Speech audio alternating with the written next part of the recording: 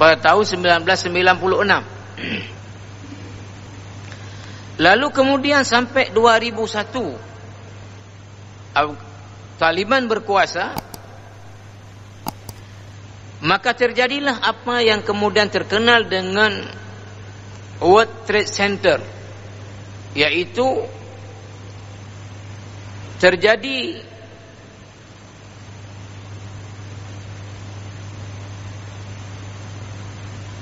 kalau istilah bahasa ininya adalah tindakan teror terhadap Amerika dengan menghancurkan gedung yang paling tinggi di New York, World Trade Center.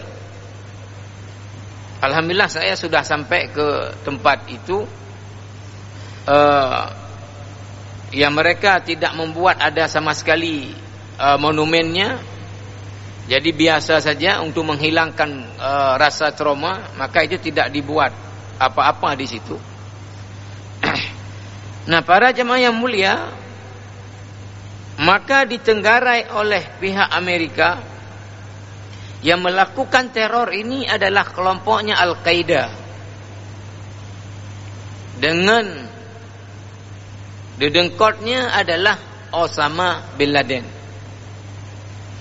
Maka kemudian Amerika meminta kepada otoritas Taliban untuk supaya diberi akses untuk menghancurkan Al-Qaeda dan Osama bin Laden sebagai ininya, dedengkotnya, tapi Taliban melindungi kelompok Al-Qaeda dan Osama bin Laden. Akhirnya Amerika dengan sekutunya NATO mengekspansi ke Afghanistan dan menggulingkan pemerintahan Taliban, sehingga jatuhlah kekuasaan Taliban di Afghanistan. Maka kemudian Taliban menjadi kelompok yang berjuang secara gerilya, terutama adalah di perkampungan-perkampungan yang medannya di Afghanistan memang sangat sulit, sehingga Soviet pun dengan kecanggihan senjatanya cukup sulit menghadapi medan Afghanistan. Maka kemudian jamaah rahimakumullah, dari 2001 sampai ke 2021 sekarang sudah 20 tahun, disebut dengan 2 dekade. Maka pemerintahan Afghanistan tetap diserahkan oleh Amerika kepada rakyat Afghanistan dan negara Afghanistan, tidak kemudian diambil menjadi negara Amerika. Tetapi tentunya pemerintahan yang berkuasa adalah pemerintahan yang didukung oleh Amerika dan NATO. Yang kita tahu, ya, sebelum daripada Ashraf Ghani adalah Hamid Karzai. Maka selama 20 tahun ini Amerika terjun langsung dengan NATO untuk menumpas kelompok Taliban di Afghanistan. Maka jamaah rahimakumullah, ketika Joe Biden terpilih, maka dia tidak mengikuti langkah-langkah pemimpin Amerika sebelumnya yang sejak zamannya George Bush tadi mengekspansi ke Afghanistan untuk menggulingkan Taliban ini. Jamaah yang mulia, setelah Joe Biden menjadi presiden, maka Joe Biden salah satu dari langkahnya adalah menarik secara bertahap dan akhirnya keseluruhan dari pasukan Amerika yang ditempatkan di Afghanistan. Tentu dengan terlebih dahulu, dan memang sudah bertahun-tahun ini kerjanya Amerika apa? Mendidik tentara nasional Afghanistan, sehingga nanti ketika Amerika tarik diri dari Afghanistan, maka sudah ada tentara nasional Afghanistan yang akan berperang melawan Taliban. Ini sudah dibentuk, sudah dilatih, sudah dipersenjatai oleh Amerika. Nah, jamaah rahimakumullah, saya satu hal yang memilukan juga ini sebelum yang inti nanti dari apa yang saya baca. Nah, anak-anak muda yang direkrut untuk menjadi tentara nasional Afghanistan dan dilatih tadi, dipersenjatai oleh Amerika dengan tujuan nanti adalah menjadi yang melawan Taliban, mempertahankan Afghanistan. Mayoritas ini yang berita tadi resmi ya, dari media resmi, mayoritas mereka adalah buta huruf. Saya kalau dunia sudah secanggih ini, kemajuan ilmu pengetahuan teknologi sudah seperti ini, masih ada negara rakyatnya yang buta huruf, saya geleng kepala. Kalau tahun 60-an rata-rata negara baru merdeka daripada kolonial Eropa, oke. Tapi kalau sekarang ini kemajuan teknologi, kemajuan ilmu sedahsyat ini, tapi masih ada negara rakyatnya adalah buta huruf, ini menurut saya keterlaluan pemimpinnya.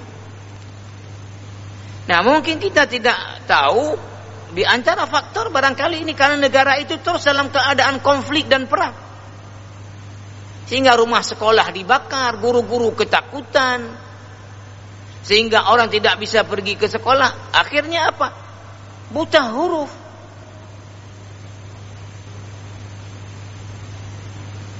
Oke, jamaah rahimakumullah, ada kejadian yang di luar daripada dugaan dan prediksi dari Pentagon, pusat pertahanannya Amerika, dan begitu juga para analis-analis dari Barat, bahwa mereka memperkirakan ketika Taliban sudah merebut beberapa provinsi dan terus bergerak mengarah ke merebut ibu kota Kabul, maka dengan tentara yang disiapkan oleh Amerika tadi, dilatih, dipersenjatai oleh Amerika, Amerika memperkirakan paling cepat Kabul itu akan jatuh ke tangan Taliban adalah 30 hari ke depan, atau bisa sampai 90 hari ke depan, setelah terjadi perang dulu antara Taliban dengan Tentara Nasional Afghanistan. Tapi yang terjadi apa kemudian? Hanya dalam hitungan jam Taliban masuk menguasai Afghanistan tanpa ada perlawanan sama sekali, sehingga Joe Biden menyalahkan tentara nasional tadi yang tidak mau berperang. Mungkin tentara nasional ini juga melihat pemimpinnya sudah melarikan diri, Ashraf Ghani. Jadi mereka ini seperti ayam tidak ada induknya. Kalau bahasa kita mungkin pun tak mau perang dengan pula bingkui. Pokoknya enggak pelung, cok tilap. Maka kemudian tentara-tentara ini tidak ada yang berperang, menyerahkan kepada Taliban. Maka akhirnya apa? Semua terjadi dak-dakan. Maka dengan begitu apa yang terjadi kemudian jamaah yang mulia adalah terjadilah gelombang massa yang mengerumuni bandara internasional Kabul Hamid Karzai untuk meninggalkan Afghanistan.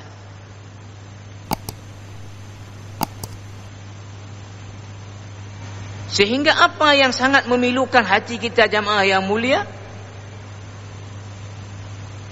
Ribuan orang berdesak-desakan untuk bisa masuk ke bandara, bahkan duduk di tempat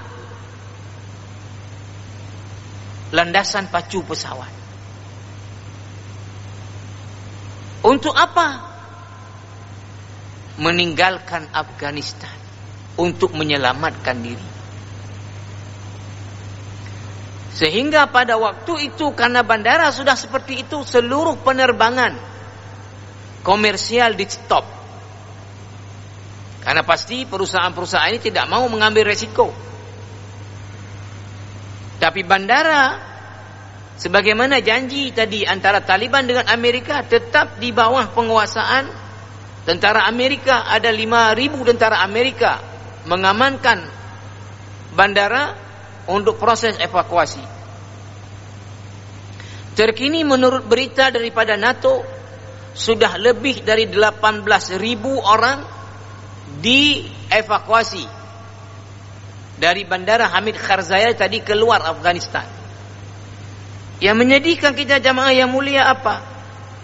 12 orang meninggal dunia, di antara sebabnya adalah karena desak-desakan untuk masuk ke kawasan bandara.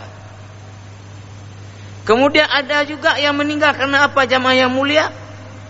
Karena bergantungan di badan pesawat. Karena ketika pesawat Amerika, pesawat Angkatan Udara Amerika C-17 mendarat, orang yang sudah berkerumunan tadi langsung kemudian menyerbu pesawat. Sehingga sekali pesawat itu terbang mengangkut 640 orang penumpang. Yang mereka kata pihak Amerika tidak bisa lagi disuruh turun memang. Maka mereka yang enggak dapat tempat di dalam, apa mereka buat? Bergantungan mereka di dinding pesawat. Nah, pesawat kemudian tidak bisa juga kalau tidak terbang, akan diserbu lagi oleh yang lain-lain. Maka pesawat terbang dengan di badan pesawat banyak orang bergantungan. Akhirnya ketika pesawat sudah mulai mengudara, orang-orang ini tidak tahan lagi dengan angin yang kuat, kemudian mereka jatuh di atas rumah-rumah penduduk dan mati. Ketika pesawat Amerika tadi ini, pesawat kargo besar memang Angkatan Udara, sampai di pangkalan udara Amerika yang ada di Qatar, ditemukan jenazah dalam roda pesawat. Jamaah yang mulia, siapa yang bergantungan ini? Ini nama mereka sebut saja Ahmad, Muhammad, Mustafa, Ibrahim. Muslimun wa muslimatun. Siapa mereka yang mati tadi dalam roda pesawat Amerika? Siapa yang mati bergantungan tadi? Muslimun, muslimat.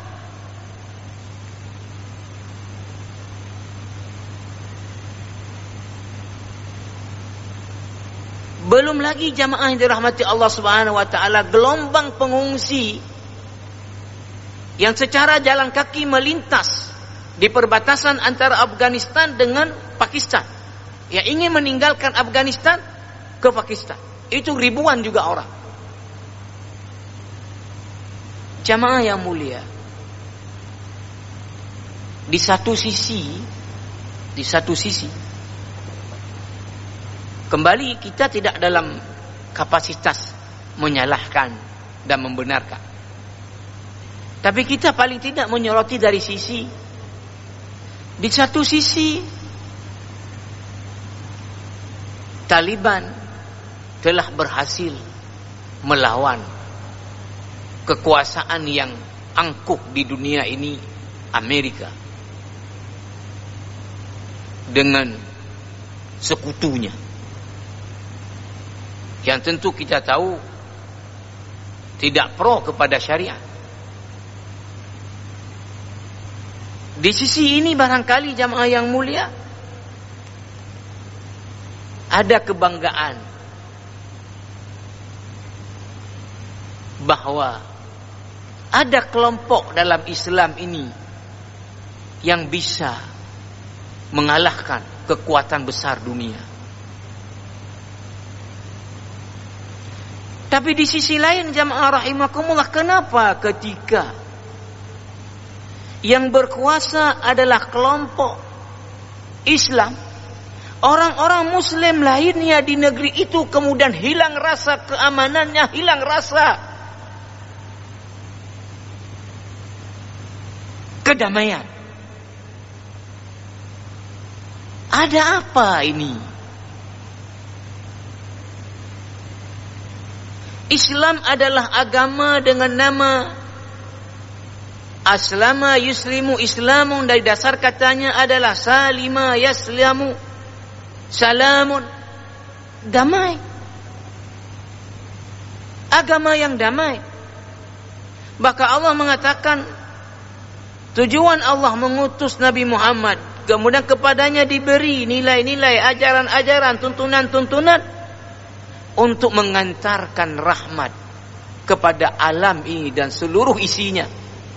Wa ma arsalnaka illa rahmatan lil alamin. Kami tidak mengutusmu Muhammad kecuali kehadiranmu dengan ajaran yang kamu bawa memberi rahmat kepada seluruh alam. Tidak menjadi laknat. Nabi dalam satu hadis mengatakan, inni lam ub'as la'anan wa innama bu'istu rahmatan. Hadis ini dengan derajat yang sahih.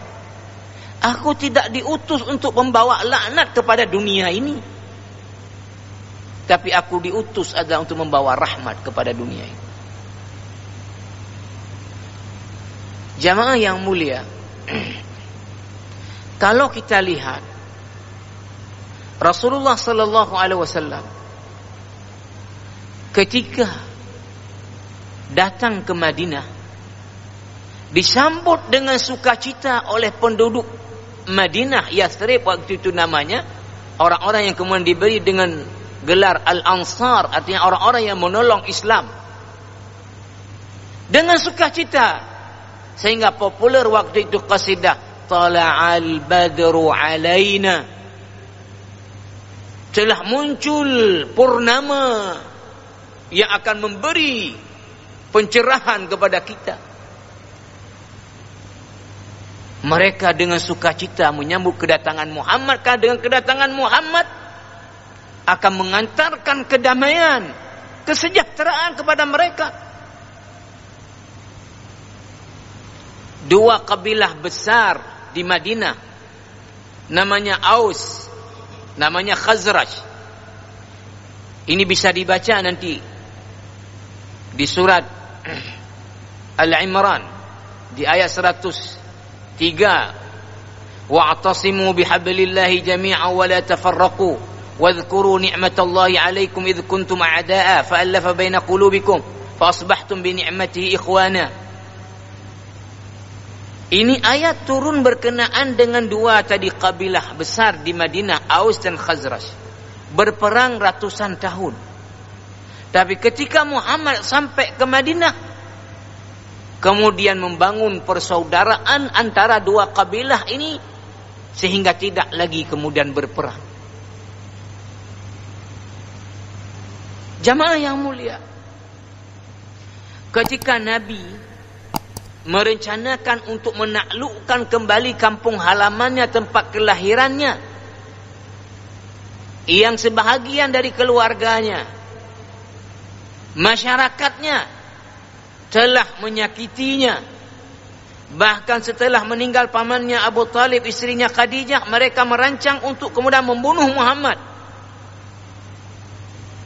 Maka pada tahun 8 Hijriah, ke-8 Hijriah, Nabi melakukan pergerakan untuk menaklukkan kota Makkah yang disebut dengan Fathu Makkah. Apa yang terjadi jamaah yang mulia? Orang-orang yang menyakiti Nabi, ingin membunuh Nabi, kemudian menyerang Nabi ke Madinah dalam perang Badar, dalam perang Uhud, perang-perang yang lain. Dan bagaimana kalau kita lihat di perang Uhud, Hindun, istrinya Abu Jahal, yang memerintahkan budaknya dengan janji Wahsy kalau bisa membunuh Hamzah. maka akan dimerdekakan dia. Sehingga waktu itu Hamzah diambil hatinya oleh Hindun. Bagaimana sakitnya Nabi. Maka ketika terjadi penaklukan kota Mekah, orang-orang kafir yang dulu pernah menyakiti Nabi, yang dulu pernah memerangi Nabi, dalam keadaan ketakutan karena dianggap Nabi akan melakukan usaha balas dendam. Tapi apa? Nabi memberikan pemaafan kepada mereka semua. Sehingga kedatangan Nabi ke kampung halamannya membawa kesejahteraan, kedamaian. Begitu kalau kita baca para sahabat Nabi ketika menaklukkan wilayah-wilayah, maka tidak ada warga dari situ yang kemudian ketakutan, yang kemudian dirampas hak-haknya. Bahkan Nabi SAW mengeluarkan satu statement terhadap orang-orang yang tetap dia dengan agamanya tidak mau masuk Islam, tapi tinggal di wilayah Islam dan tidak memerangi Islam, maka orang ini dilindungi, disebut dengan kafir zimmi.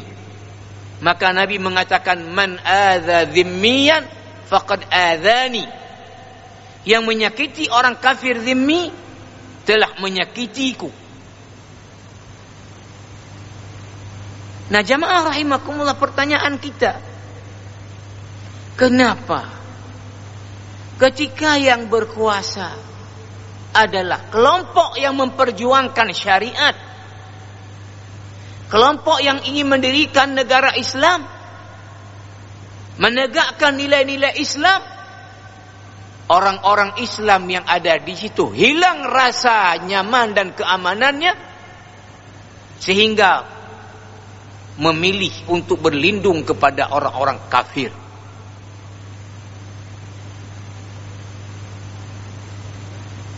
Ada apa, jamaah yang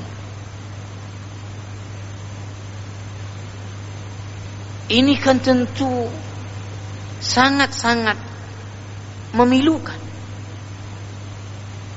Seharusnya seluruh umat Islam bersukacita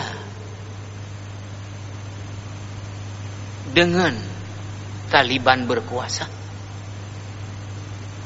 karena sudah orang-orang yang memperjuangkan nilai Islam sekarang berkuasa.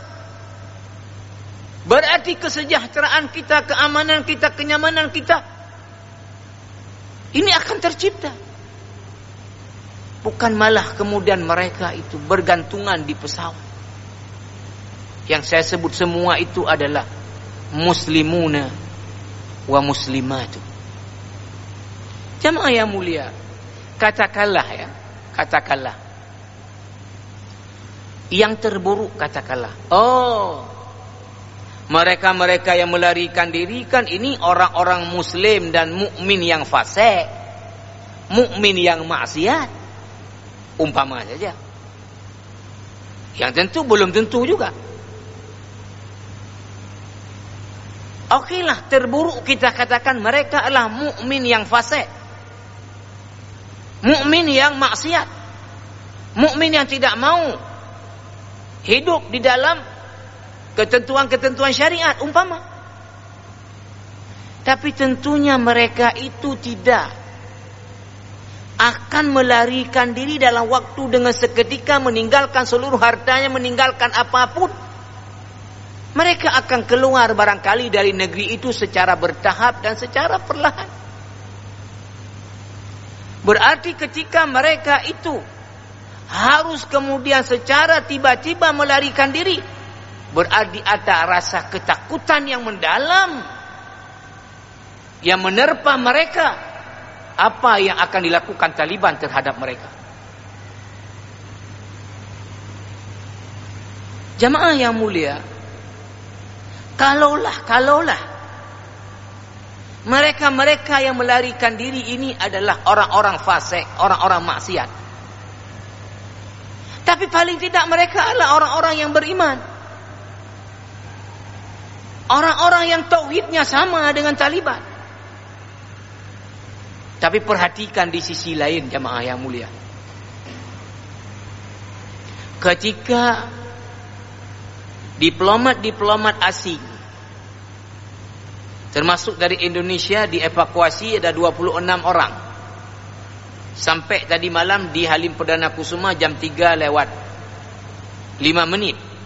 Disambut oleh Panglima TNI dengan Menteri Luar Negeri Retno Marsudi, dievakuasi dari Kabul. Ketika negara-negara barat, Amerika, sedang mengevakuasi setelah Taliban berkuasa diplomatnya dan warga-warga sipil tadi, terutama yang bekerja dengan kedutaan Amerika dan tadi negara-negara barat. Di saat yang sama apa?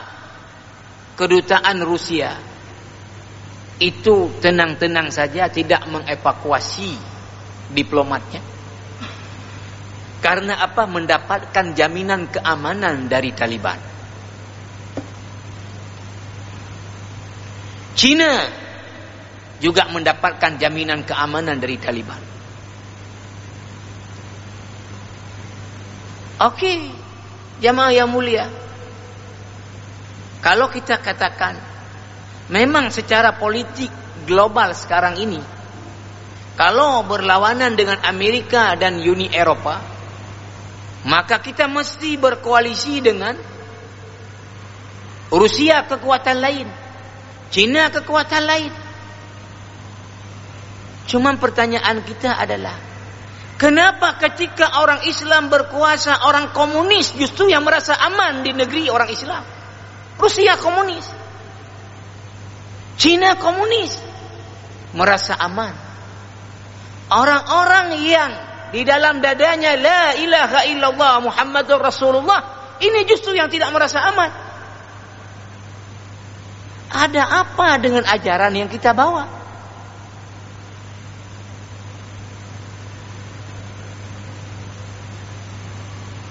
Ini jamaah yang mulia.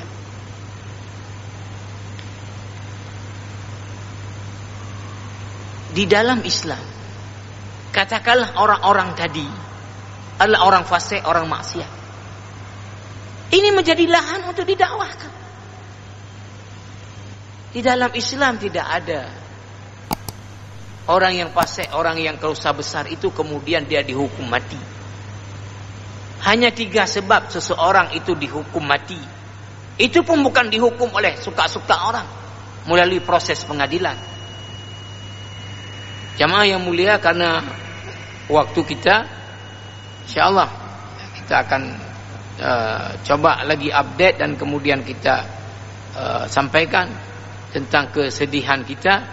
Dan yang paling penting adalah kita terus berdoa, mudah-mudahan penyakit seperti ini, artinya umat Islam merasa takut di negeri sendiri yang dipimpin oleh orang Islam itu tidaklah kemudian menular sampai ke negeri kita, dan Allah Subhanahu wa taala bisa kembali berikan ukhuwah dan persaudaraan sebagai ciri utama di orang yang beriman ini di antara sesama muslim. Karena waktu, insyaallah nanti kita akan sambung lagi. Subhanakallah wa bihamdika asyhadu an la ilaha illa anta astaghfiruka wa atubu ilaik. Assalamualaikum warahmatullahi wabarakatuh.